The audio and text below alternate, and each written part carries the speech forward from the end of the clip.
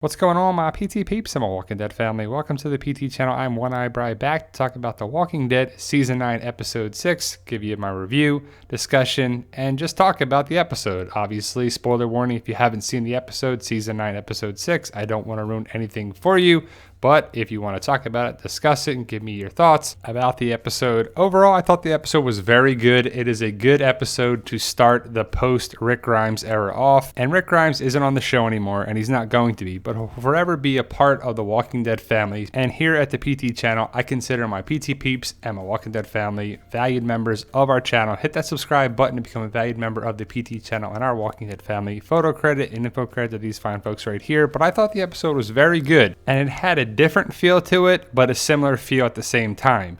There wasn't that much Daryl. It was heavy on Michonne and Judith and Magna and Carol, and it was pretty good. I thought the episode flowed very well. You could feel it was after the disappearance of Rick.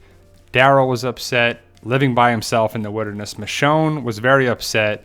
Carol really wasn't. She's in this la-la land of the kingdom, and it was kind of good to see her being happy, but then, you know, the stuff with the saviors that we'll talk about in a minute, and they explained some things, but didn't explain some things. Like, luckily, we got an explanation why Judith was alone. She wasn't supposed to be. Aaron was there, Laura was there, Rosita and Eugene. And Eugene is kind of a badass, but then he hurt his knee in the episode, and he was slowing Rosita down. He was going to confess something to her, and it was just a nice little thing and difference with Eugene. Luke, Yumiko, Magna, Kelly, Connie, they're pretty interesting. Luke was pretty cool. I like Luke from different shows, and I thought he was kind of funny. He has potential. Connie and Kelly, I like the idea of the sibling connection there. The sign language thing didn't really feel like it hurt the show, and I can kind of accept it on the show as well. It's kind of interesting. Yumiko was pretty blank. She hurt her head in the previous episode. I thought it was an ankle, but she hit her head on a rock, and then she was in the infirmary, so we didn't really see her much. But then the kingdom is there, and we see that it's doing okay, but it's falling apart, and pretty much everything is. It's 6 years since the start of the season, so it's even longer than the year-and-a-half time jump that we started the season. So 7.5 years is a long time for stuff to fall apart. Henry, Ezekiel, Jerry, Carol, the Kingdomers, they're not going to know exactly how to do everything. And it was funny when we put the tape on there, I was thinking of that product, Flex Tape, and like, oh, look, they got Flex Tape, but they're using duct tape to keep things alive in a zombie apocalypse. You need duct tape, that's for sure. You have 1,000,001 uses for that thing, and they were using it right there. We saw a little bit of Jerry, a little bit of Carol, a little bit of Ezekiel, and a little bit of Henry. Then we jumped back to Alexandria and back to the kingdom and back to here and back to there. And it was a good episode overall. I thought it flowed pretty well. And it's kind of cool that we got to see Alexandria a little bit more. The time jump, the windmill, where they're at, the council approach, which is, you know, basically just Alexandria. I didn't really like the idea, well, the news rather, that the communities aren't working together. I guess over the 6 years, the relationships between the kingdom, Hilltop, and Alexandria, and the sanctuary, of course, which has fallen, has really fell apart.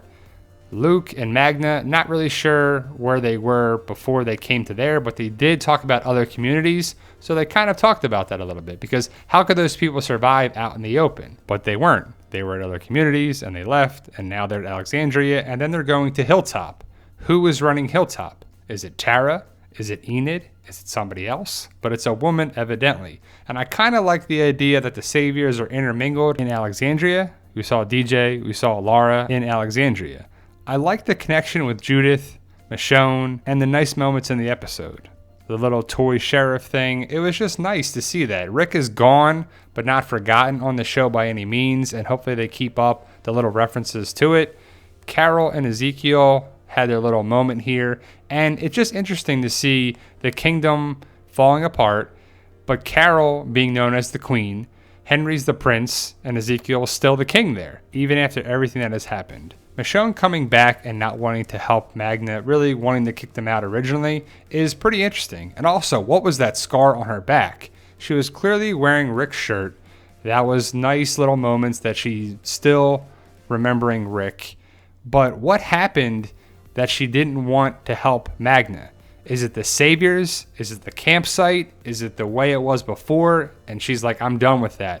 We're worrying about ourselves. We're not worrying about anyone else. But she's clearly wearing Rick's shirt there. You can see her put it on at the end of the episode. And I guess she's wearing it there and then she washed it or something. But she's clearly wearing Rick's shirt. And I like that. I find Judith adorable. I find her being awesome. I already like Judith so much more than young Carl, and I like the fact that she is a main character now. I think that's pretty awesome. Magna, can we trust her? I think so.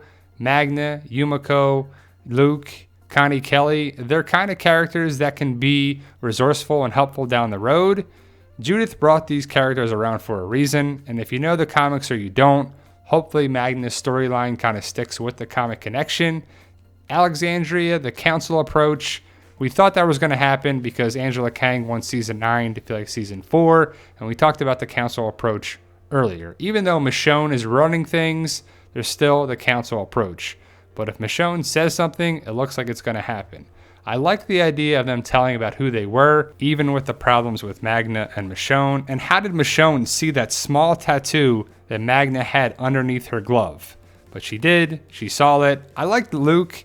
I kind of felt bad for Luke, especially when he was tearing up talking about the person that they just lost.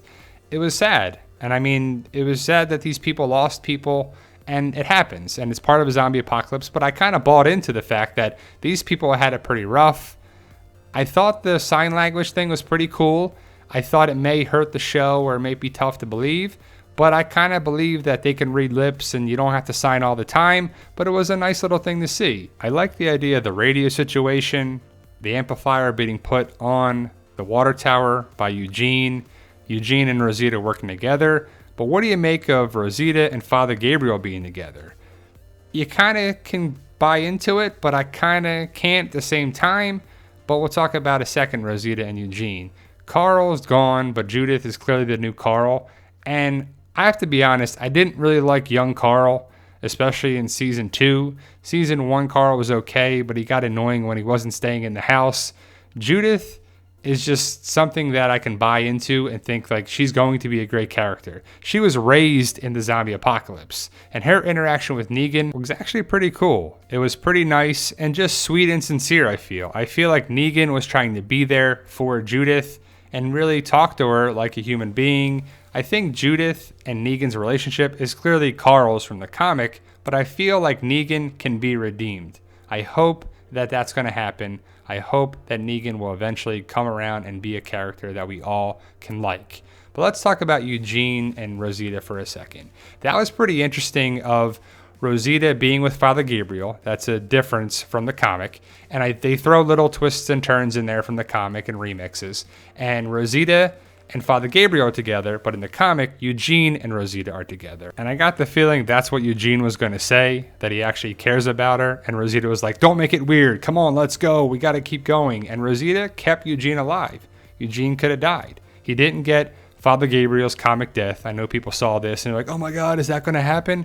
No, it didn't happen. I think they're going to be around for a long, long time. As for Carol, basically being caught by the Saviors again, and I'm so glad, so glad that Henry talked to Carol after the Saviors took all their things.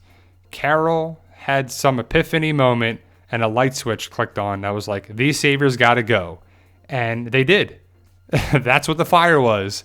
Carol lit them all on fire and they're gone. And hopefully we don't have to deal with them anymore. I don't know what Saviors are alive. Jed, luckily, is gone. Regina was gone, and it was so annoying and frustrating that they came around and were annoying again. But Angela Kang, being the awesome showrunner that she's been, I know it's only been 6 episodes, but I gotta love what she's doing so far. Angela Kang is doing a great job, and I'm so glad that she really put those Saviors away. The nice moment with Michonne and Judith talking when Judith was on the steps was great, and the super quick moment of Michonne's child, Rick and Michonne's child, was pretty nice. Hopefully we'll find out more about that. I got some questions about the rest of season 9, and that's what a good episode does. It answers some questions, but also sets some things up. And yes, we got the introduction of the Whispers. And did you hear the extra dialogue by the Whispers? It wasn't just, where are they? They're talking, they're walking, and we should see more of them in episode 907 and 908. I'm excited that the Whispers are here, even though it was the last 2 minutes or 3 minutes of the episode and we didn't really get to see them. We heard them, but the Whispers are here, and that's big news. A lot of people are like, they're going to skip the Whispers and go to the Commonwealth. Well, whoever said that is way wrong, because the Whispers are here, and I think that storyline is going to be great. So there you go, guys. Let me know your thoughts. Post your comments below. I thought the episode was very, very good. The Walking Dead, I think, is back. We'll see how it plays out for the rest of the series, but I'm very, very excited for the rest of the episodes. How about you? Let me know your thoughts. If you haven't already, guys, please hit the subscribe button to become a valued member of the PT channel and our Walking Dead family. We have a lot of fun here. If you love The Walking Dead, this is the channel for you. And remember, guys, with hard work, dedication, belief, and sacrifice, you can truly achieve your goals. Believe in yourself. You can do it.